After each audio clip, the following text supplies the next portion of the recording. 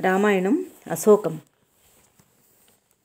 సాలచూతనాగ అశోకతరు పంక్తులు అన్నీ ఫలపుష్పభరితములై నయన వాసాస్ఫరణం చేస్తుంటే ఆ చెట్ల కొమ్మలపై రంగురంగుల పక్షులు గూళ్ళలో కలతనిద్రలో కల్లన్వనాలతో కర్ణ పర్వం చేస్తున్నాయి. హనుమంతుడు ఆ వనంలో ఒక కొమ్మ మీద నుంచి ఒక కొమ్మ మీదకి, ఒక చెట్టు మీద నుంచి మరొక చెట్టు మీదకి లంఘిస్తుంటే ఆ అలజడికి కొన్ని పక్షులు గాఢ నిద్రలో నుంచి మేలుకొని కలవర స్వనాలు చేశాయి. ఆ చెట్ల మీద పువ్వులు, శరీరం నిండుగా హనుమంతుడు వసంతుని వలె ఉన్నాడు. ఆకులు పువ్వులు రాల్చిన వృక్షాలు దిగంబరిలా నిలిచిన దూర్త స్త్రీ వలె ఉన్నాయి. ఆ వనంలోని చెట్ల గుంపుల నడుమ లతాని కుంజాలలో, దిగుడు బావుల దగ్గర, తటాకాన సమీపాన, క్రీడాపర్వత గుహలపై, శిఖరాగ్రాలపై, సెలయేటి తిరిమిలపై అంతటా అన్వేషించి వనం మధ్యలో ఉన్న మహోన్నత సింసుపా వృక్షం అధిరోహించాడు. అప్పటికి చంద్రుడు పడమటి కొండకు చేరుతున్నాడు. ఆ వెన్నెల వెల్లులో అశోకవనం మరింత రమణీయంగా ఉంది. రామ వియోగ దుఃఖంతో ఉన్న సీతాదేవి లంకలో ఉంటే ఈ సమయంలో నదీ స్నానానికి వచ్చి ఇక్కడే సంధ్యను ఉపాసించాలి అనుకుంటూ నందనవనంలా, చైత్ర రథవనంలా ఉన్న ఆ ఉద్యాన వనాన్ని తిలకిస్తున్నాడు. వనస్థలి అంతా రంగురంగుల పూలతో, నక్షత్ర శోభతో శోభిత గగన తలం వలె ఉంది. ఆ సింసుపా వృక్షానికి అల్లంత దూరంలో కైలాసగిరి వలె తెల్లగా పగడాలు పొదిగిన బంగారు మెట్లతో మహాప్రాసాదం కనిపించింది. ఆ సౌధ సమీపంలో వృక్షం కింద ఒక శ్రీమూర్తి ఉపవాస కృషీభూత దేహంతో శుక్లపక్ష ప్రారంభ వేళ చంద్రరేఖ వలె దీనవదనంతో మాసిన వసనం అనుగుంఠనంగా చిరిగిన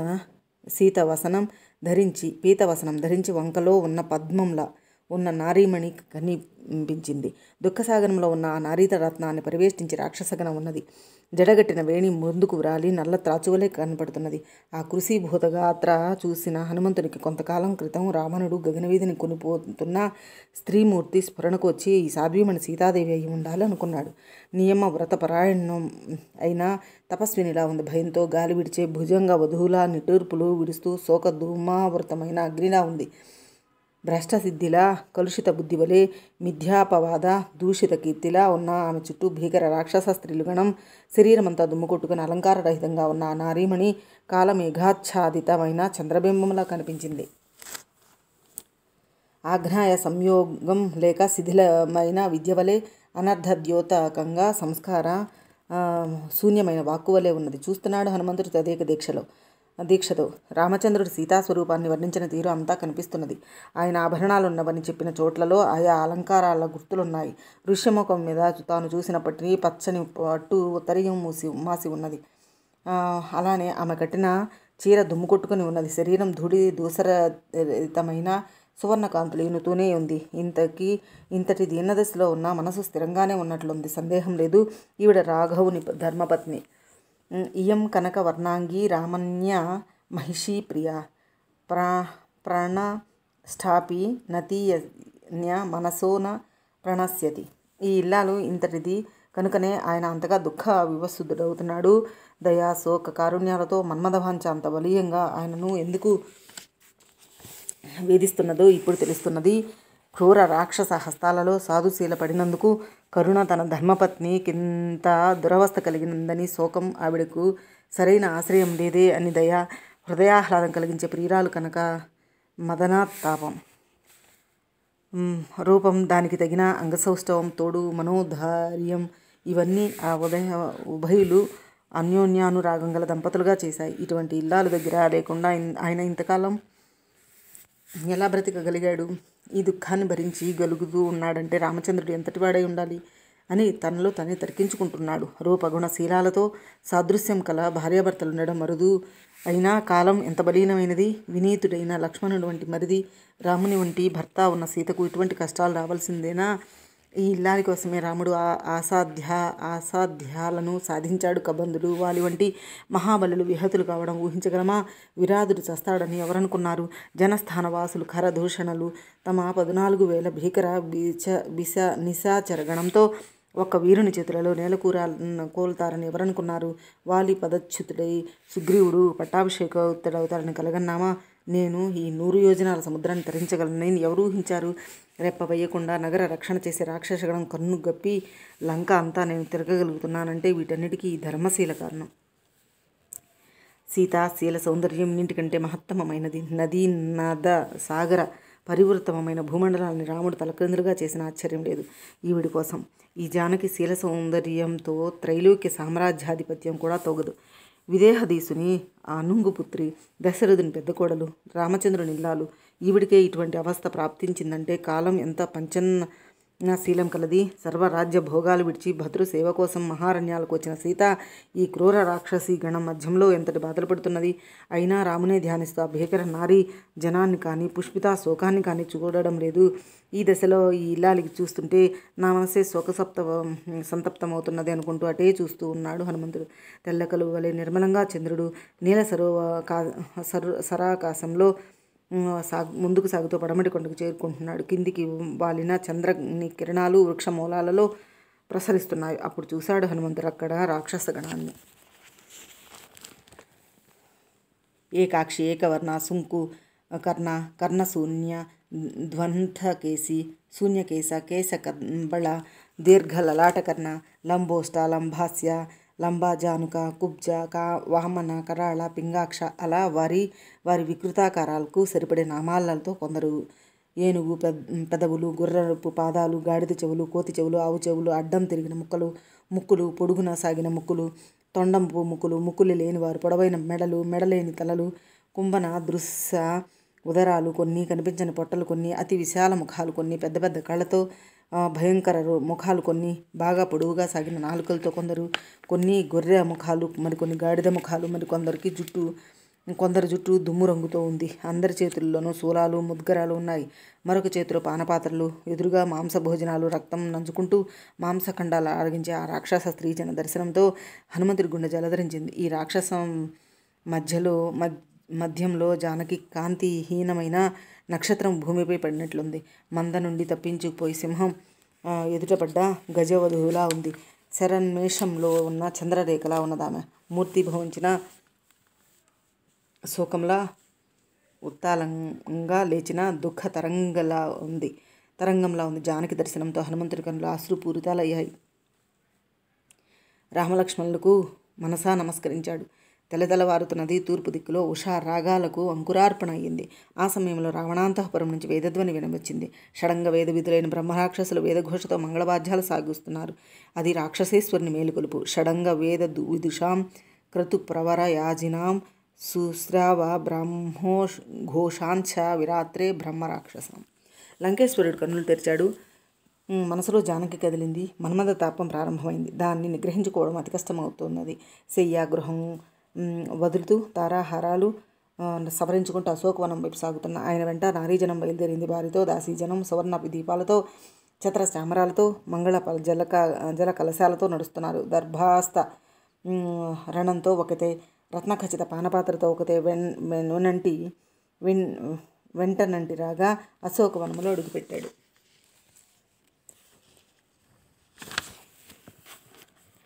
నిద్రమత్తు అప్పుడప్పుడే వదులుతున్న నారీమణులు తమ ఆభరణాలు, వస్త్రాలు సరిచేసుకుంటున్నారు. వారి కంకణ కాంచి మాపు రస్వనాలు హనుమంతుని కర్ణాలలో ప్రతిధ్వనిస్తున్నాయి. ఆ ధ్వని విని కన్నులు విప్పారించి చూసిన హనుమంతునికి దీపకాంతులు కనిపించినాయి. అంతలో మంచిగంధపు వాసనలు అమృత మందనవేళ క్షీరసాగరంలో పుట్టిన నుడుగు వంటి చీనాంబరంతో అరుణ కాంతి లీనే సీతాలతో నేత్రాలతో వచ్చి ఆ లంకేశ్వరుని చూసి ఆశ్చర్యచకితుడై ఆకుల మధ్యకు తప్పుకున్నాడు. రాక్షస ప్రభువును చూసిన సీత ఝుంఝుం మారుతంలా అరటి మువ్వులా కంపించింది. కాళ్ళు ముడుచుకుని ఉదరాన్ని బాహుద్వయంతో ఉరస్థలాన్ని ఆచ్ఛాదించుకుని కన్నీరు విడుస్తున్నది. ఆమె శరీరం అక్కడున్నదే కానీ మనసు సంకల్ప హాయాల మీద రామునితోనే ఉన్నది. అప్పుడు రావణుడు, ఓ సీత, ఎందుకలా భయపడతావు? శరీర సౌందర్యాన్ని అలా ఆచ్ఛాదించుకుంటావు దేనికి? ఓ మోహనాంగి, నా మీద దయపు చూపవే. విశాలాక్షి, నన్ను ప్రేమతో చూడవే. ఇక్కడ నీకేం భయం లేదు. నేను నీ ధర్మభీతి చాలా ఉన్నట్లుంది నీకు. మేము కూడా ధర్మ నిరతులం సుమి. పరస్త్రీ గమనము, అపహరణము రాక్షస వంశానికి పరమోత్తమ ధర్మాలు. ఆ ధర్మ నిర్వహణలోనే మేమిప్పుడు అప్రమత్తంగానే ఉంటాం.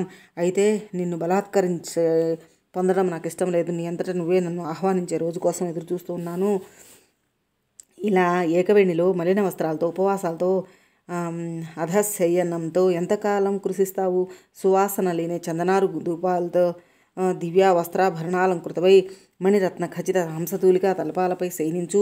ఎప్పటికప్పుడు కొత్త రుచులూరించే భోజనం ఆరగించు. నాతో కలిసి మా లంకానగరంలో గీత నృత్య గోష్ఠులకు కన్నులారా తిలకించు. లంకేశ్వరుడు రావణుడు యాచన ఎరుగడు. అటువంటి త్రిలోక విజేతని ముందు చేతులు జోడించి నిలబడ్డాడు. ఓ మోహనాంగి, యవ్వనం, సౌందర్యం, లావణ్యం ఇవి శాశ్వతంగా ఉండవే. సాగరాభిముఖంగా సాగే ప్రవాహ జలం వెనుదిరిగి నదిలోకి వస్తుందా?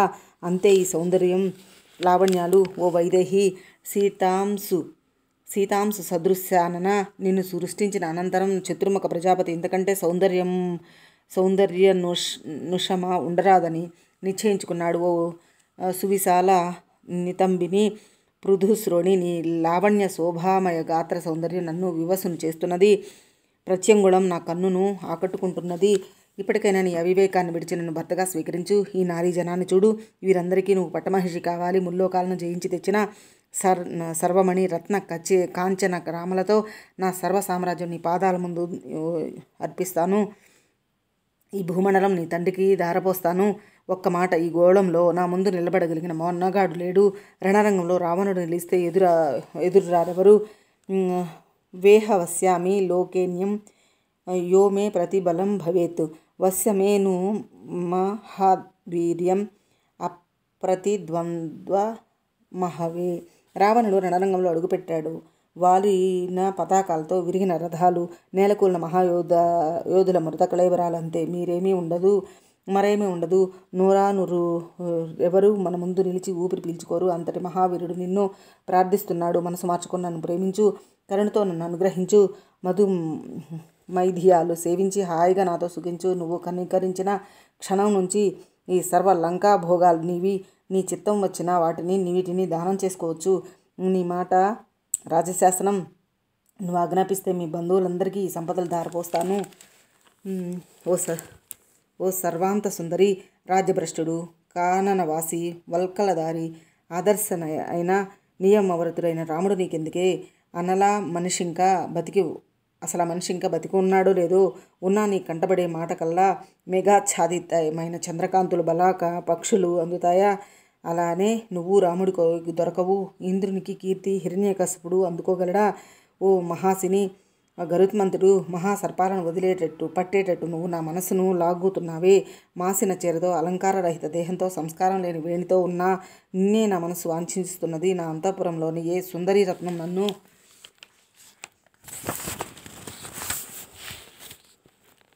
ఆరాధించలేకపోతున్నది. ఈ దశలో గుణరూప సౌందర్య వదులైన నా సహస్ర నారీజనం నీ కన్ను సన్నలలో కదులుతున్నది. తేజస్సు, తపస్సు, సంపదలు ఎందులోనూ రాముడు నాతో తోగడు.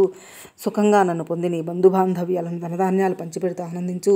వనాలలో, నదీ తీరాల్లో భ్రమర గీతాలు వింటూ నాతో భోగాలు పొందు అన్నాడు. పిబ విహార రమస్వ భుంక్ష్వ భోగాన్ ధన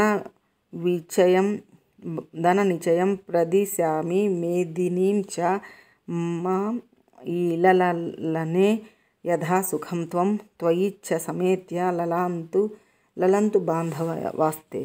రౌద్రావతారుడు అయిన రావణుని మాటలు వింటున్న సీత మనసు దుఃఖంతో గజగజలాడి కొంతసేపటికి చిక్కబట్టుకొని రాముని ధ్యానిస్తూ గడ్డే పరకను ముందు నుంచి రావణ, నీ మనస్సు నీ నారీజనం మీదనే లగ్నం చేసుకో. పాపబుద్ధులు పుణ్యసిద్ధులు పొందలేరని ఎరుగుదు గదా. అలానే నేను నీకు అందను. ఉత్తమ వంశ సంజాతను, పాతివ్రత్య ధర్మచిత్తను. నేను నీ ప్రార్థనను మన్నించలేను అంటూ తన ముఖం వాణిని చూపించడం ఇష్టం లేక వెనుదిరిగి, పతివ్రతను, పరుని భార్యను, నేను నిన్ను వరించలేను. నువ్వు చాలా ధీశాలువని విన్నాను. ఆ శక్తితో ధర్మాచరణ చేసుకో. నువ్వు రాజువి. నీ భార్యలను రక్షించుకున్నట్లే ఇతరుల స్త్రీలను కూడా ఏ ప్రమాదం రాకుండా చూడాలి. ఆత్మధారల యందే అనురాగంతో ఉండాలి. అలా కాక పరధారల యందు మనసు పెడితే వారు అవమానిస్తారు. చబలుడు, చరితేంద్రియుడు, ప్రజ్ఞాహీనుడు అయిన వాడే ఇటువంటి భ్రష్టబుద్ధితో ఉంటాడు. నువ్వు కాకపోతే నీ రాజ్యంలో అయినా సదాచార సంపన్నులు లేరా? వారిని చూసి నేర్చుకో. తీవ్ర గర్వంతో నువ్వు ముందు చూపు లేకుండా ఉన్నావు. ఈనాడు నువ్వు చేసిన ఈ అకార్యం సర్వ రాక్షసగణాన్ని నశింపచేస్తుంది. ఆత్మాన బోధ లేకుండా నీతిమాలి విడిచి చరించేవాని సర్వసంపదలు నశిస్తాయి. దూరదృష్టి లేకుండా చిత్తం వచ్చినట్లు సాగితే నాశనమే సన్నద్ధం అవుతుంది. ఇప్పుడు నువ్వు చేసే దుష్కర్మల వలంగా తరతరాల ప్రజలు నిన్ను నిందిస్తూనే ఉంటారు. నీ సంపదలన్నీ చూపించి నన్ను ప్రలోభ పెడదామనుకుంటున్నావు, కానీ మా సూర్యుని విడిచి ప్రభ ఉండదు. అంతే నేనును రాముడు కాక మరొకరిని నీడను చేరను. ఈ లోకనాథుని భుజదండం ఉపాదానంగా నిద్రించే నేను మరొక భుజదండాన్ని కన్నెత్తి చూడను. వ్రతస్నాతుడైన విప్ర శ్రేష్ఠునికి ఉత్తమ విద్య వలె రామునికి నేను తగినదానను. రావణ, ఒక్క మాట, నీకు వివేకం ఇంకా మిగిలి ఉంటే నన్ను తీసుకెళ్ళి ఆ రాఘవునికి సమర్పించుకో. ఆయన శరణాగత వత్సలుడు, ధర్మగుణుడు. ఎవరెంత దోషం చేసినా శరణు వేడితే క్షమించగల ఉదారుడు. నీకు 10 కాలాలు జీవించాలని ఉంటే నా మాట విను, లేదా ఘోర విపత్తులు నీ నెత్తి మీద పడతాయి. వజ్రాయుధమాత ఘాతం తప్పించుకోవచ్చు, యమధర్మరాజు చేతుల నుంచి బయటపడవచ్చు, కానీ రాఘవులు ధనుష్టంకారం చేశారో ఇంక ఆ ప్రాణి కన్ను తెరవదు. విషజ్వాలలు కక్కే బాణాలు రామధనుర్విముక్తాలు కాకముందే నువ్వు రాముని పాదాలపై పడి క్షమాభిక్ష వేడుకో. రాముడనే గరుత్మంతుడు రాక్షస సర్పాలను బాణసఖాలతో చీలుస్తాడు. ఆనాడు వారు ఉభయులు ఆశ్రమంలో లేనివేళ వచ్చావు గనుక బ్రతికిపోయావు, లేకుంటే అప్పుడే నీ జీవితం తెల్లారేది. పెద్ద పులి ఎదుట నక్కవయ్యేవాడివి. ఇప్పుడు ఇంకా నీకు ఆ అవస్థ తప్పదు. ఉత్తర దశలోనే కుబేరుని శరణు వేడినా, పశ్చిమంలో వరుణ వానంలో దాగిన పిడుగుపడ్డ చెట్టులా మాడిపోక తప్పదు. ఆలోచించుకొని ఇప్పుడైనా నువ్వు దాశరథుల పాదాలు ఆశ్రయించు అంది. పరమ కటువుగా ఉన్న జానకి మాటలు వింటున్న రావణుడు స్త్రీల మీద మనస్సు పడి దాని వెంటబడి ప్రణయ ప్రార్థన చేసే మగవాడికి అవమానం ఎదురవుతుంది. యథేచ్ఛగా పరుగులు పెట్టే గుర్రాన్ని సమర్థుడైన సారథి నేర్పుగా లొంగదీసేటట్లు నాలోని కామం నా క్రోధ విజృంభణాన్ని అరికడుతోంది. జానకి, కామం చాలా చెడ్డది. అది దయా స్నేహాలకు ఆధారభూమి. అందుచేతనే ఓ విశాలాన్ని తంబిని నీ మెట్ట వేదాంతం వింటూ కూడా దయార్ద్ర హృదయంతో నిన్ను నా కత్తి వాదరకు ఎర్ర చేయకుండా వదులుతున్నానుగా. సరే, ఈ అధిక ప్రసంగాలు దేనికి? నీకు ఇచ్చిన గడువు ఇంకా 2 మాసాలు. ఈ వ్యవధిలో నీ మనసు మారిందా? త్రైలోక సామ్రాజ్యం నీ పాదాల యందు ఉంటుంది, లేదా నిన్ను మా పాకశాల అధికారులు ఉదయపు పలహారంగా వండి పంపుతారు నాకు అని రావణుడు మాట్లాడుతుంటే ఆ చక్రవర్తి వెనకనున్న దేవ గంధర్వ కాంతలు వారి నేత్ర హస్త సంగ్రహలతో సీతను భయపడవద్దని సూచిస్తున్నారు. వారి సంఘాలతో ధైర్యం తెచ్చుకున్న జానకి, రావణ, నీ నగరంలో ఒక్కడూ నీ శ్రేయకామి లేడనుకుంటాను. లేకపోతే ఎవడో ఒకడు హితబోధ చేసి ఉండేవాడు. దేవేంద్రుని విడిచి శచీదేవి ఉండనట్లే ధర్మాత్ముడైన రాముని విడిచి నేనుండనని ఎరగజప్పరా నీకు? ఓ రాక్షసాదమా, ఓ నీచ ప్రలాపాలకు ఆ ఫలితం అనుభవించకపోవు. మహారణ్య మధ్యంలో మత్తేభంతో వైరం తెచ్చుకునే చిన్న కుందేలు నువ్వు. ముందు వెనకలు తెలియకుండా నువ్వు రాఘవులను నిందిస్తున్నావు. ఆయన కంటబడేసరికే నీ ఆయువు. ఇంతటి దుష్టబుద్ధితో నన్ను చూసే నీ కళ్ళింకా బ్రద్దలయ్యి నేలబడవేం? దశరథ రాజేంద్రుని కోడల్ని, ధర్మాత్ముడైన రాముని ప్రియపత్నిని ఇంత నీచంగా భావించి నాతో మాట్లాడే నీ నాలిక ఊడిపడదేం? నా భర్త ఆజ్ఞ లేకపోవడం వల్ల నా పాతివ్రత్య తపస్సు భంగపడుతుందని ఇంతకాలం ఆగానే గాని ఏనాడో నిన్ను బూడిద చేసి ఉండేదాన్ని. నన్ను అవమానించాలనే తలంపు పుట్టిన క్షణంలోనే మృత్యువు నీ వెన్ను మీద వాలింది. అదే కాకపోతే సర్వరాక్షస రాజ్యాధిపతివి, కుబేరుని సోదరుడివి. నీకు రాముని మోసగించి ఆయన భార్యను అవమానించాలనే బుద్ధి ఎందుకు పుడుతుంది అంటుంటే రావణుడు కన్ను ఎరిపెక్కగా నీలజీ మూత సన్నిభం దేహం పొంగగా భూమి కంపించేటట్లు పాదతాడనం చేసి అగ్ని శిఖా సదృశమైన జిహ్వ బయటికి జాపి, ఓ మూర్ఖురాలా, నోటికొచ్చినట్లు మాట్లాడుతున్నావు. ఈ క్షణంలో సంహరించగలను అని క్రుద్ధ భుజంగం వలె నిట్టూరిస్తూ ఓసి, ఏకాక్షి, హస్తీకర్ణి, సింహముఖి అని అందరినీ పేరున పిలిచి వీరంతా నయానా భయానా ఈమె మనసు మార్చడానికి ప్రయత్నించండి అంటూ క్రోధ తామ్రాక్షులు సీత వైపు ప్రసరించాడు. అది చూసి రావణుని పత్నులలో ఒకతే ధాన్యమాలి, మహారాజా, ఈ దీనురాలు రూపహీన సామాన్య మానవ స్త్రీ అయినా జానకి నీకెందుకయ్యా? నీ యందు పరమానురాగంతో నాతో క్రీడించు. ఈ మానవునికి నీ దివ్యభోగాలు అనుభవించే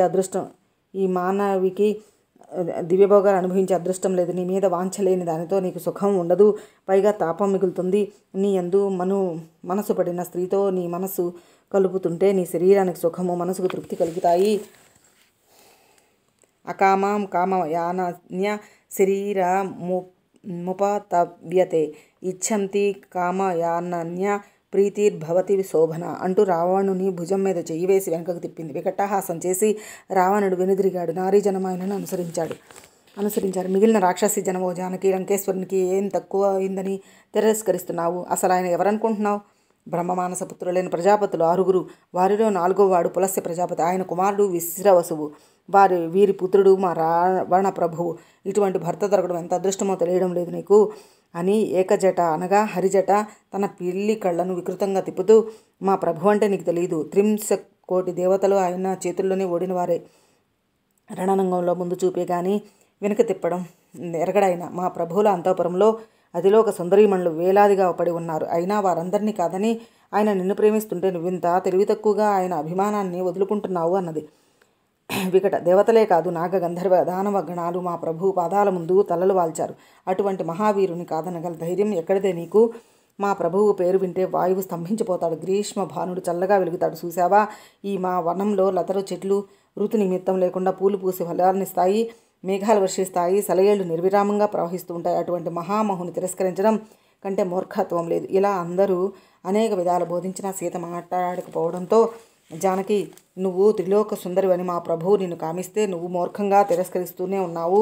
నువ్వు నీ మనుష్య స్వభావం వదులుకోలేకపోతున్నావు. సామాన్యుడైన రాముడే మహామహుడు అనుకుంటున్నావు. రాజ్యహీనుడు, విషత్సాగర మగ్నుడు, స్త్రీ శూన్యుడు అటువంటి భర్తతో ఏం సుఖపడతావు అంటుంటే సీత కన్నీరు ఒత్తుకుని, అవును, నేను మనుష్య స్త్రీని, నాకు రాక్షస పత్నిగా ఉండే అవసరం లేదు. మీరందరూ ఎంత బోధించినా నేను వినను. ఎందుకు ఈ అవస్థ? హాయిగా నన్ను తినేయండి. సూర్యునితో ప్రభ, ఇంద్రునితో శచి, చంద్రునితో రోహిణి, అగస్త్యంతో లోపాముద్ర, చవనునితో వెంట సుకన్య, సావిత్రి సత్యవంతులు, అరుంధతి వరిష్ఠులు, నలదమయంతులు, అలానే రాముడితో సీత. నా భర్త రాజ్యహీనుడు, శ్రీహీనుడు మరేనా కావచ్చు. ఆయనే నా గురువు, దైవం, భర్త అనగా విని వారు కన్నులెర్రజేసి కరాళ వదనాలు మరింత వికృతం చేసి ఎర్రని నాలుకలాడిస్తూ శూల ముద్గరాది ఆయుధాలను ఊపుతూ మీదికి వస్తుంటే సీత భయంతో అటు ఇటు తిరిగి హనుమంతుడిని అధివసించిన శింశుభావృక్షం కిందికి వచ్చింది. రాక్షసీగణం అక్కడికే చేరింది. ఒకతే, ఇంకా నీ భక్తి చాలు, ఇప్పటికైనా మా ప్రభువును వరించు. అలా చెయ్యవో ఇప్పుడే నిన్ను తినేస్తాం. వినిపించిందా దాని మాట? సీత, త్వరగా తేల్చుకో. హాయిగా రాణివాసంలో సుఖపడతావా? నీ గుండెలు చీల్చి తినేయన. ఎందుకో ఇంకా దీనితో మాటలు? దీని అందమైన కన్నులు, అదురుతున్న వయోధరాలు, కదలి ఆడే ఘనం ఒక్కొక్క అవయవం ఎంతంత రుచిగా ఉంటాయో బాగా నమిలి మింగి చూడాలి. బాగుంది, హాయిగా విరుచుకొని తినేసి ఇదే ప్రాణాలు వదిలిందని చెబుదాం. చంపి సమంగా వండి పెట్టండి, పంచి పెట్టండి, మంచి మద్యం తెప్పించండి, పూలమాలలు కూడా కావాలి. ఈరోజు మనకు పండుగ, కళ్ళు కొండలు తెప్పించండి. సర్వలోక నాశిని అయినా సురాపానం చేసి మనిషి మాంసం తిని నికుంబిలా దేవి దగ్గర ఆనంద నృత్యం చేద్దాం. అలా ఎవరికి తోచినట్లు వారు క్రూరంగా పరుషంగా మాట్లాడుతుంటే జానకి భయకంపితయ్యే ముడుచుకుపోయి కూర్చుంది. గాలివానలో లేత అరటి మొక్కలా కంపించి నేలకు జారింది. హా రామ, లక్ష్మణ, కౌసల్య, సుమిత్ర అంటూ కొంతసేపు విలపించి కాలం సమీపిస్తే కానీ ప్రాణికి ముత్యువు రాదే అనే మాట నిజమే కాకుంటే రాఘవుడు కనిపించకుండా ఘడియ గడవలేను. నేను ఇంతకాలం ఎలా జీవించగలిగాను? ఏ జన్మలో చేసిన పాపఫలమో ఇప్పుడు అనుభవిస్తున్నాను. విధి అంత బలహీనమైనది. ఇంకా ఈ జీవితం వ్యర్థం. రాముడు లేని సంపదలన్నీ ఎందుకు? ఆ నిశాసరుణ్ణి నా ఎడమకాలుతోనైనా తాకను. నీచుడు, క్రూరుడు నా వెంటబడిన ఈ రాక్షసాధములు తన నాశనం తనే కొని తెచ్చుకున్నాడు. కాకుంటే లోక విఖ్యాతి పొందిన దయాహృదయంతో వైరం కల్పించుకుంటాడా? జనస్థానంలోని 14,000 మంది ఏకైక వీరుడిగా నిలిచి సంహరించిన వాడు నా భర్త. ఆయన ఎందుకు ఉపేక్షిస్తున్నాడో? ఈ దశగ్రీవ సంహారానికి ఆయనకు ఒక్క క్షణం చాలు. ఈ సముద్రం అడ్డం కాదైతే ఆ మహితాత్మునికి నేనెక్కడ ఉన్నట్టు తెలిసి ఉండదు. తెలిసిన క్షణంలో ఆయన ముల్లోకాలని రాక్షస వంశీయుల్ని సంహరించి తీరతాడు. సముద్రాన్ని బూడిదగా చేసి లంకానగరాన్ని సర్వరాక్షస గణంతో భస్మం చేస్తాడు. చితాగ్ని జ్వాలలు రేగుతుంటే కాకులు గద్దలు యథేచ్ఛగా విహరిస్తుంటే విశాచర స్త్రీలు అనాథలై రోధిస్తుంటే మీ రావణ చక్రవర్తి రూపుమాసిపోతాడు. మీరంతా మీ ఆప్తులకు పరలోక క్రియలు జరుపుకోవడమే మిగులుతుంది. మీ అధముడు పెట్టిన గడువు దాటుతున్నది. అరుణాధ్యాయత లోచనుడు నా రాముడు ఈ వార్త వినాలి. అదే మీ రావణునికి ఆఖరి గడియ. మీకు అంతఃకరణ లేదు, దయాధర్మం తెలియదు. మీరు గడుపు దాటగానే నిన్ను చంపి తినేస్తారు. గడువు దాటగానే నా ప్రాణేశ్వరునికి దర్శన భాగ్యం కూడా ఉండదేమో. ఇంతకీ ఆయన జీవించి ఉన్నాడో పరలోకగతులయ్యాడో ఆయనకు నా అవసరం లేకుండా పోయిందేమో. దగ్గర ఉన్నప్పుడే ప్రేమాభిమానాలు మనుషులు దూరదేశంలో ఉంటే ఉండవేనన్న మాట నిజమేనేమో. అయితే అది కృతజ్ఞుల విషయంలో నిజం కావచ్చు. కానీ రాముని వంటి కృతజ్ఞుడు అలా ఉండడు. ఈ దుఃఖాన్ని భరించలేని చావడానికి అవకాశం లేదు. ప్రియాప్రియాలకు సుఖదుఖాలకు లొంగని మనస్సు కలవారు ధన్యులు అని పిలిపిస్తున్నది. వారిలో కొందరు సీత మాటలు తమ ప్రభువుని నివేదించడానికి వెళ్ళి తిరిగి వచ్చి, ఓ సీత, నిన్ను ముక్కలు చేసి తినేస్తాం, మా మాటలు వినకపోతే అని మళ్ళీ భయపెడుతున్నారు. ఆపండి మీ ప్రేలాపనలంటూ అప్పుడే నిద్రలేచి త్రిజట వారందరినీ వారించి, మీరు తినేది సీతను కాదు, మిమ్మల్నే మీరు తింటారు. ఇప్పుడే నాకు ఒక కల వచ్చింది. అదుగో రాక్షస నాశనం, రామ విజయం కనిపించాయి అంది. వారందరూ భయకంపితులయ్యి ఆమె కల వివరంగా చెప్పమనగా, త్రిజట, ఈ జానకీదేవి భర్త రామచంద్రుడు గజదంత నిర్మితమైన పాలకీల్లో హాయిగా తన భార్య సీతతో తమ్ముడు లక్ష్మణ్తో విహరిస్తూ ఉన్నాడు. అందరూ శ్వేత వస్త్రాలతో ఉన్నారు. మరికొంతసేపటికి చతుర్థంగా గజవాహన రూఢుడై సీతారాములు కనిపించారు. అంతలో శ్వేత పర్వత శిఖరం మీద రాముని ఒడిలో సీత ఉన్నది. మరికొన్ని క్షణాల్లో సీతారామ లక్ష్మణులు అధివసించిన భద్ర గజం లంక గగన వీధిలో ఉంది. ఇక్కడి నుంచి వారు పుష్పకం మీద ఉత్తర దిశగా వెళ్లారు. రాముని ఎదుట దేవాసురులు నిలబడలేదు. పాపులు స్వర్గానికి ఎంత దూరంగా ఉంటారో రాక్షసులు రామభద్రునికి అంత దూరంలో ఉండాలి. ఆ కలలో మరో కల. మన లంకేశ్వరుడు ముండిత శిరస్సుతో తెల్లదేహంతో ఎర్రబట్టలు కట్టి అతిగా మద్యం సేవించి పుష్పకం నుండి కింద పడ్డాడు. నూనె త్రాగుతూ దక్షిణ దిశలో పరిగెత్తుతున్నాడు. అంతలో గాడిద మీద ఊరేగుతూ కింద పడ్డాడు. భయార్తుడై మత్త ప్రలాపాలతో దుర్గంధ భూయిష్టమైన నరక కోపంలో పడ్డాడు. నల్లని స్త్రీ ఒకటి ఒంటి నిండా బూడిద పూసుకొని మన ప్రభువు మెడలో తాడు వేసి లాగుతున్నది. కుంభకర్ణుడు అదే దశలో ఉన్నాడు. రాకుమారులందరూ గురిగిన తలలతో నూనె కారే దేహాలతో ఉన్నారు. వరాహం మీద రావణుడు, సింసుమారంపై ఇంద్రజిత్తు ఒంటినెక్కి కుంభకర్ణుడు దక్షిణ దిశగా పోతున్నాడు. విభీషణుడు మాత్రం శ్వేతవస్త్ర మాల్యానులేపనంతో శంఖ దుందుభి ధ్యానాలు వింటూ 4 దంతాల భద్రగజం మీద తన మంత్రులు వెన్నంటి రాగా ఊరేగుతున్నాడు. ఈ లంకానగరం భగ్న గోపురమయ్యి సముద్రంలో మునుగుతూ కనిపించింది. బలిష్ఠుడైన వానరుడొకడు దీన్ని దగ్ధం చేస్తున్నాడు. కుంభకర్ణాదులు ఎర్రగుడ్డలతో గోమయ కోపంలో దూకుతున్నారు. ఈ స్వప్నాలన్నీ లంకా నాశనాన్ని సూచిస్తున్నాయి. ఇప్పటికైనా మీరు బుద్ధి తెచ్చుకొని సీతను బాధించడం ఆపండి. మీ ప్రాణాలు రక్షించుకోండి. జానకీదేవి పాదాల మీద పడండి. ఆవిడ క్షమాభిక్ష వేయండి అని చెబుతున్నది. వారంతా భయభీతలై వింటున్నారు. సింహం ఎదుటపడ్డ ఆడు ఏనుగులా సీత భయంతో ఆ మృత్యువును ఆహ్వానిస్తూ, భద్రు వియోగంతో ఇంతకాలం జీవించినందుకు దుఃఖిస్తూ, తన వజ్ర కఠిన హృదయాన్ని నిందించుకుంటూ, ఈ 2 నెలలు గడవగానే రావణుడನ್ನು చంపించి తీరతాడు. పట్టుబడిన దొంగను ఉదయమే మద్యశాల ఎక్కించినట్లు నన్ను ఈ 2 నెలల అనంతరం సంహరించక తప్పదు. మాయావి మారీచుడు ఇప్పటికే రామలక్ష్మణులను ఆరగించి ఉంటాడు. పతియే దైవంగా భావించి ఆదర్శనంతో క్షమాశీలంతో ఉన్న నన్ను విధి ఎందుకింత వంచాడు? ఏకపత్నిత్వం, పాతివ్రత్యం, ధర్మం అన్నీ నిరర్ధకాలే. పితృవాక్పాలన అనంతరం రామభద్రుడు అయోధ్య చేరి అక్కడి పద్మాక్షులతో సుఖిస్తాడా? ఏమైనా నేను రామున్నే స్మరిస్తూ కృషించి మరణిస్తాను. ఈ బ్రతుకు మరింత దుర్భరం అవుతున్నది. విషం తాగి కత్తితో పొడుచుకొని చావాలని ఉంది. కానీ ఆ 2 నా అందుబాటులో లేవు. ఇంకా ఒక్కటే శరణ్యం అనుకుని తన దీర్ఘ కేశం తాడుగా చుట్టి కంఠానికి బిగించుకుని ఆత్మహత్యకు సన్నద్ధమైంది. ఆ సమయంలో ఆమె విశాల వామనేత్రం అదిరింది. వామభుజం వామబురువు అదిరాయి. రాముడు తన ఎదుట నిలబడినట్లే అని కంపించాయి. కొద్దిగా దుమ్ము కొట్టిన బంగారు రంగు చీర చెంగు రవంతో జారింది. ఇన్ని శుభ సూచనలు గోచరించడంతో సీత మనస్సు ఎండకు వాడిన విత్తనం వర్ణాధారంతో పునర్జీవ్యం పొందినట్లయింది. శోకం సన్నగిల్లి గుండెల్లో సంతోష రేఖ కదిలింది.